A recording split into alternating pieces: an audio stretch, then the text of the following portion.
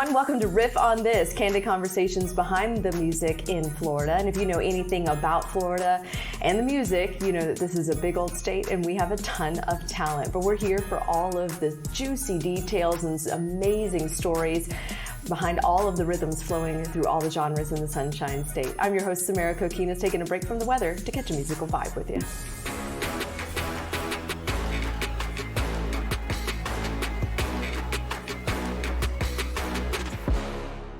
Hey there, everyone. Welcome to a special Christmas or holiday edition of Riff On This. And boy, have I got an amazing guest in the studio with me today. He is a Christmas caroler. No, a Christmas musician. No. You are a Christmas spectacular, John Korbel. That's what you are. Welcome to the show. God, you make me sound like Andy Williams or Johnny Mathis. We're not going to call you Kris Kringle today, but you are almost there. Seriously, you are just making the spirit of Christmas really come alive, and I am here for it. But before we get to all of that, of course, people want to know who you are and how did you get into music? Well, it's a real long story, but I'll kind of give you the nutshell version. It's at Christmas time. It's the date version. The dates. We have to keep this Christmas. Chestnuts. There it is. The chestnut version. There it is. My family's pretty musical. My older brother is classically trained, and that. Some of that trickled down to me. Mm-hmm. My siblings, many of them also play music to varying degrees. So it was a pretty musical family situation. I got started doing sort of coffee house type singing with some friends when I was in high school. Later on, I was in college and I was in more of a rock and roll band by that point. And by the time I finished college, I was at a point where this is all I ever want to do. It's great. So I kept up with it along the way, different experiences. And here I am. Where are you from originally? Originally from Philadelphia. I was about to say, you said coffee house, and I'm like, Florida didn't really catch on to that until like Friends came along, and then we started catching on. They had them either actually at colleges, in the student unions, you would play them. I did a lot of those kind of shows. And then there were some famous sort of standalone coffee houses. One in particular around the Philadelphia area, it was known as the Main Point. And that was a pretty legendary club. All of the great singer-songwriter people of the 70s and 80s, everybody from Joni Mitchell to Cat Stevens to Bruce Springsteen and on and on and on, all played that place when they were coming up. And I got to perform there a couple of times as a featured act, and it was kind of a real achievement for me as a local guy to be able to play on that stage. I bet it's kind of like when you hear, is it Bluebird Cafe in Nashville? Yeah. Kind of the same. Very much the same kind of thing. Very songwriter oriented, the Bluebird. I've never played there, but it's geared toward showcasing the writing more than anything else. And I think that coming out of that experience back then really channeled me into kind of even the things that I do now, and so it was an exciting time to be involved in bands and music, and I cherish it. So you started out playing guitar. Yeah. You said rock band, so I'm assuming guitar, electric. And you say you play a little piano as well? Yeah, enough to kind of work on material, but I've never performed on piano. So when did you get into the songwriting part of it? Because I know that you take a lot of care and love into that. And that's, if it wasn't writing, I'm sure I wouldn't even be doing this anymore. But the writing for me, I guess, got going around the time I was first getting interested in music. I mean, like I said, a lot of those folks that were coming through the Main Point, Jackson Browne, James Taylor's brother Livingston Taylor was a big favorite of mine, that he would come there and play. And I think that for me, I had a realization that unless you write, unless you become,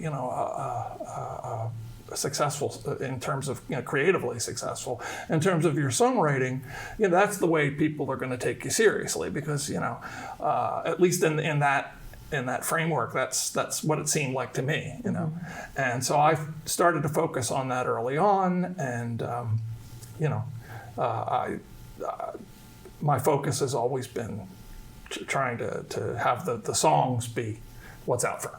Yeah, you know. Absolutely. People feel music through words and through, of course, the music itself. You know, you can make people feel a certain type of way, and it's a really special thing that music does, you know. Sure. So when you talk about your songwriting, what genre, I know that you've been through a lot of genres, but what genre spoke to you the most, and why did you choose that route? Well, I think that the kinds of things that I'm doing now, a lot of people describe as jazz. I have a hard time seeing it that way. I have so much respect for actual jazz musicians that, you know, I'm reluctant to kind of, you know, claim to be one. But one of the thrilling things about working in the way I do now is that when you're working towards it being a jazz composition, you have a much broader vocabulary. I mean, if you work in country music, it's you know, the country songwriters used to call it 3 chords and the truth, right? And that's great. And you know, but for me, being able to stretch a bit and have more of a musical vocabulary at your disposal. One lets you take the song, the lyric, and everything in maybe directions you wouldn't be able to do in another approach. And also, and this is the big thrill for me, is that in the recording process later, you get to hand this off to these phenomenal musicians, and they put their own special touch to it. And what we end up with is something that is almost always beyond anything I imagined in the first place. So that's a big part of it. I mean, you know, and there's so many great guys that are in the area here now that it really has been terrific for me to tap into that. You know? It makes your song, your vision, come alive, so to speak, but even going beyond, like what you said, anything that you could have imagined. So that's wonderful. I think group consensus is always a great thing. You know, you always need somebody else's input that could make it better, or, you know, somebody say, hey, why don't we try this and change it up a little bit, you know?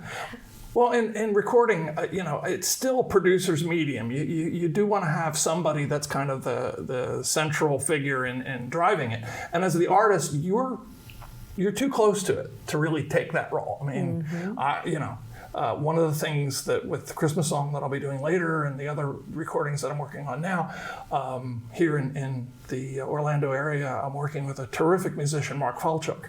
And he's taken on a role as both the keyboardist and the producer, and you know, structuring and arranging the things even before we get into the studio. And then, so there's a framework and there's a concept already laid out, and then the individual players themselves are able to just add those little touches that maybe, you know, make it that much more special. The sparkle. Yeah, a little sparkle. Absolutely.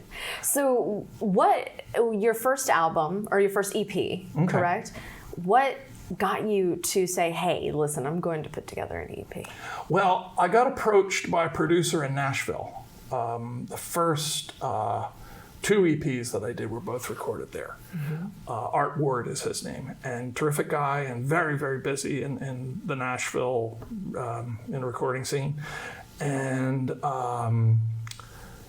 we went in and we did we cut several different tunes. A couple of them were, you know, sort of an approach to a country sounding, you know, thing for me. And then some of the other stuff that's more like what I do now, and the more jazz-oriented stuff. And after, you know, tracking the different songs, it became clear to everybody involved, the session guys and Art and everybody, that the jazzier stuff was really working better. You know, so we went with that and did those, you know, those first tracks. And then for the first released EP, it's called Earthlight, and it was really a project that was close to my heart because we did it with a real focus on doing bossa nova rhythms, the Brazilian rhythms. And so all the 5 tracks on that all have a little bit of that feel and that instrumentation and just, you know, that just smooth vibe that you get with bossa nova. It's just, it's intoxicating. And so that was a specific concept that we wanted to record in that vein. And then the other tracks that we did before that became a release that we did later that's called Bourbon Street Taps. And that's a little bit more straightforward jazz. Nice. Jazz piano trio and things like that. Nice. So you are, when we talk about your latest single, Okay. you chose a very traditional Christmas vibe with. I listened to it, and I have to tell you, when you sent it to me, I was like, wow. It's so refreshing, and I'm going to tell everyone they need to listen to this. So if you're watching this or you're listening to this, you need to listen to this song. But what makes you put together a song like that? What makes you want to put together a song like that? This one kind of has a little bit of a backstory in that a friend of mine, a drummer in Nashville, posted something on his Facebook, kind of a meme last year. I love it. This all started from a meme. Right. All great stories start from a meme. And he posted it. Marcus Finney is his name for anybody that follows jazz. Marcus is a phenomenal drummer. He tours all over the world. He just was in Europe earlier this fall with Kurt Elling, who's one of my heroes, a jazz vocalist. But anyway, Marcus posted this thing on his Facebook around this time last year. And all it said was, Christmas, the time of year that the rest of the music business gives jazz a pass. Right?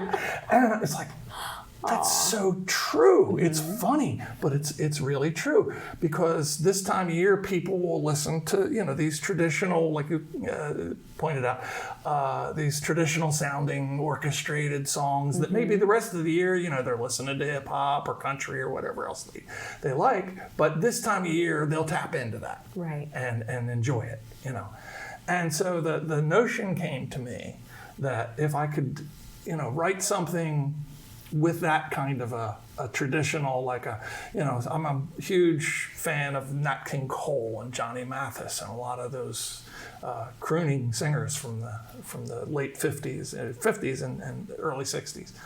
And if I could come up with a song that captured that kind of a mood, mm-hmm. I'd be onto something. And then it would be just a question of getting the right production team together to record it so that it emulates that style. Mm-hmm. So the other part of the story is there's friends of mine in town here, a couple that just started seeing each other last year. And it was like right around, Thanksgiving, maybe even before Thanksgiving, that she was already like in the mode. She was already getting the Christmas decorations out, and they were so cute together and everything. I thought, yeah, first Christmas, I remember what that was like to be with somebody, mm-hmm. and that with your husband, it was a special time, right? And it suddenly dawned on me that I don't think really anybody had written a song, certainly none of the classic songs, sort of took that approach. Mm-hmm. So that was the germ of all of it, and the song's called First Christmas Loving You.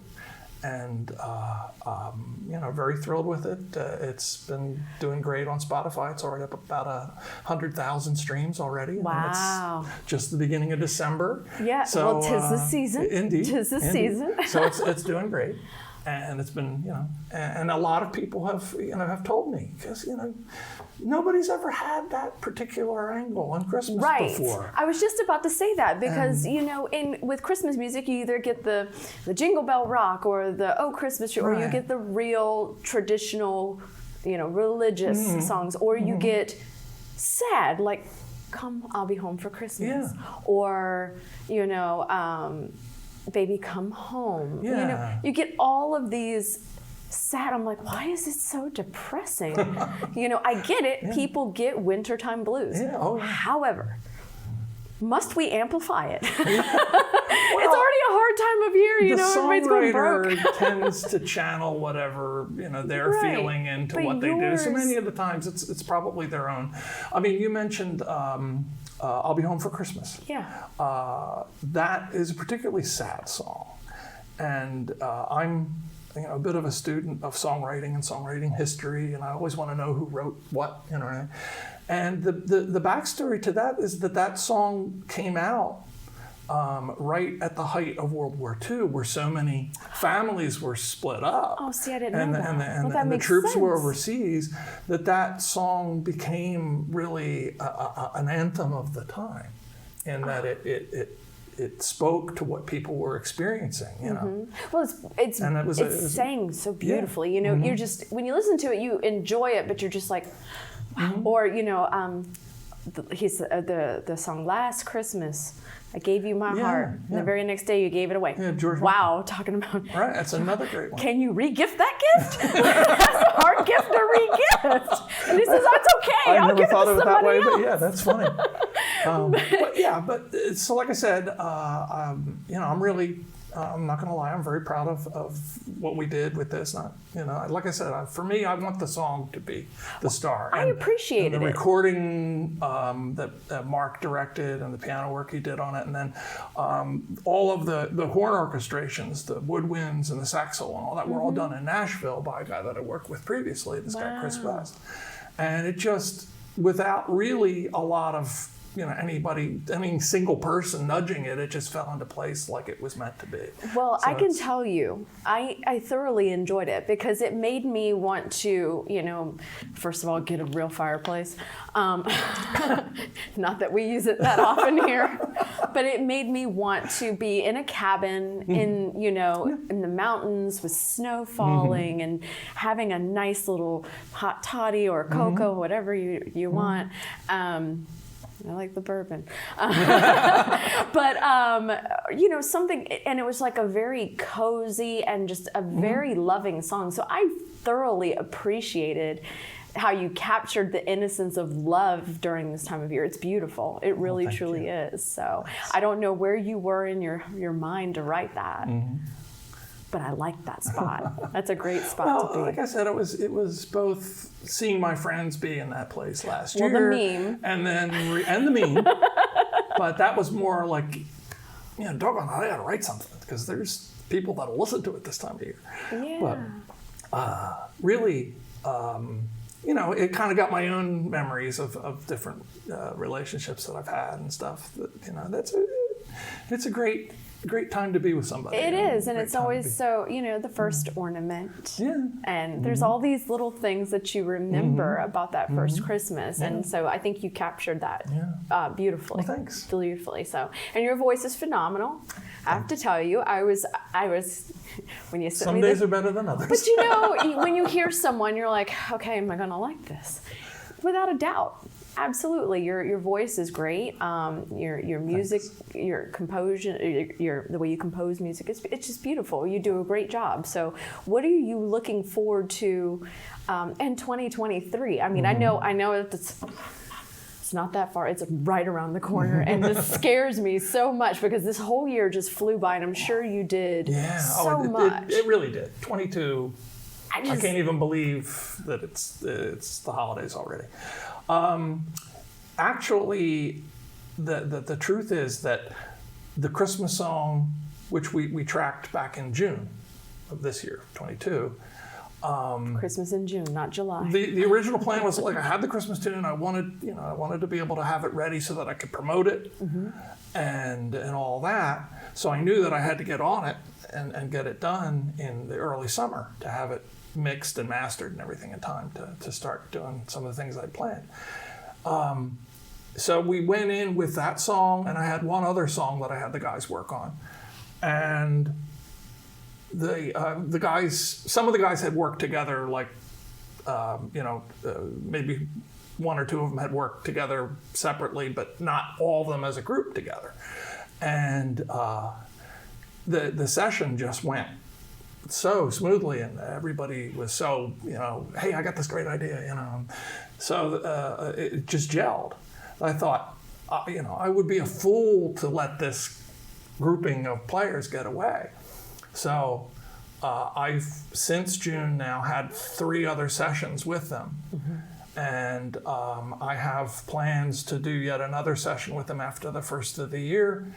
And I'm planning to have, really for the first time, a full album length recording to release. I haven't really made up my mind. I'll either cut it into 2 EPs or do just a full album, which I've never really done before.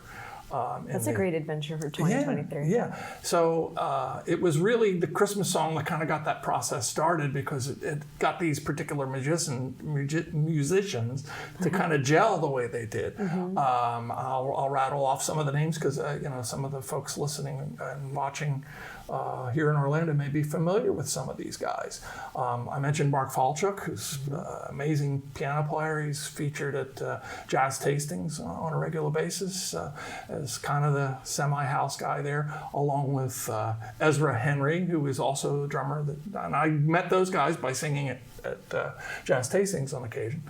And we have Steve Luciano, guitar player, and then Marco Borges is the bass player, and it's just a terrific rhythm section. And then we've brought in different horn players. We had a horn section come in to work on 2 tracks a couple of weeks ago, and it's coming together. So it's just been very exciting the way the whole thing gelled, and I thought, at the time, this is got lightning in a bottle here. It's time to run with it. So that's what's going to happen next year. You think maybe you write a song about a hurricane, since we've had so many of them this year? I mean, I'm kind of over it, but a song to commemorate the season, maybe for a meteorologist. I don't know one, but I've known some women that were hurricanes, but as far as an actual hurricane song, I don't know. I think my director would say the same thing about me. So it's like every time you come in the door, there's always something going on. So, okay, well, what were, he said yes in my ear. He's like, yeah, absolutely. Thank you, Joe. Thank you for solidifying that. Okay, so what we're going to do now is, because this is a Christmas special, this is a special edition of Riff On This, Christmas edition, holiday edition. I thought, what better way than to send our viewers and our listeners off than hearing you play this magical song, because I love it. And I'm thoroughly excited to hear that you're going to either make 2 EPs or an album. And I really hope it's an album, to be honest with you, because it puts you in the mood. And I think everybody can benefit from that from this time of year. Well, thank you. This is kind of, we were talking about all the songwriting and everything. To do it the way we're going to do it today is kind of neat, because you'll get, the record has the orchestration and it's beautiful. I'm really proud of it, but this is just kind of the raw song. I love it, though. So you'll hear exactly, what it started out being. It stands stands out when you do that. I mean, if people didn't do, like an acoustic version, so to speak, I mean, I remember Eric Clapton, he did Tears in Heaven, right? But he did that grand song, but his acoustic version of Layla was beautiful. I mean, it's beautiful. It lets you hear the lyrics that make that whole song exactly what it is. So I'm excited. I think our viewers and our listeners are definitely excited to get more into the spirit. So why don't you go ahead and grace us with your musical excellence? I'd be thrilled. Awesome. Your Christmas Eve guests have all gone, so I'll pop some Dom Perignon and hold you close in the candlelight of this very sweet and special night. The gift I'm giving you is really for me, because of that smile that I'm hoping to see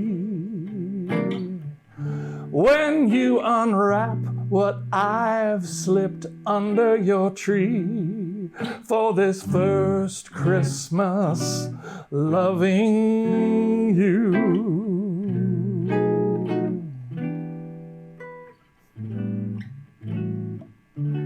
Yes, at first we were a summer affair, but by September, an inseparable pair. And I know we will have so much to share on this first Christmas loving you. Now Now who's gonna eat all of these cookies you've been baking? Is the gingerbread house for you and me? Your chocolate chip treats are almost as sweet as these new memories I know that we're making, not that we ever needed mistletoe. Such formalities we tend to forgo, but it's my favorite tradition, you know, on this first Christmas loving you.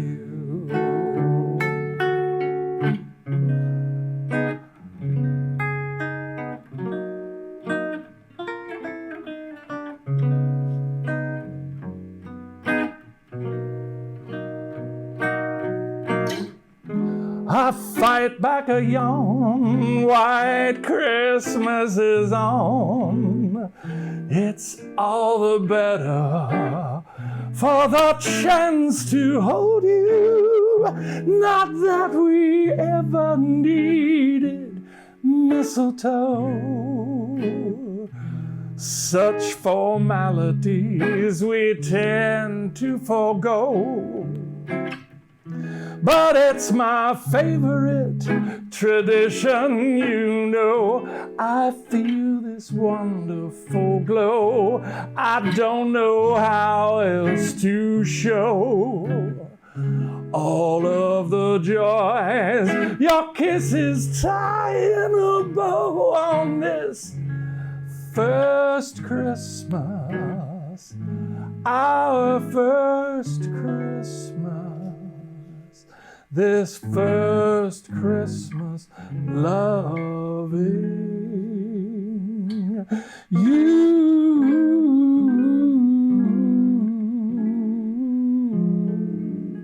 loving you.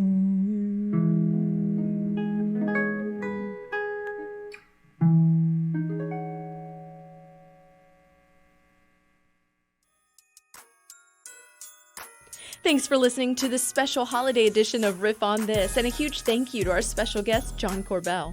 Be sure to follow him on all his social media platforms by searching John Korbel. And don't forget, you can link me on my social media. Just search Samara Kokinis News 6 on Facebook and Twitter. On Instagram, search Samara Kokinis. Before we go, a huge thank you to our behind-the-scenes production team, Derek Mosier, Ryan Haley, Chris Flora, Anthony Murdoch, and Joe Grennan. Please take some time to rate and review us on Apple Podcasts and Spotify. And don't forget, sharing is caring, so tell a friend about us too. You can find videos of all the podcast episodes on clickorlando.com/riffonthis. Until next time, friends.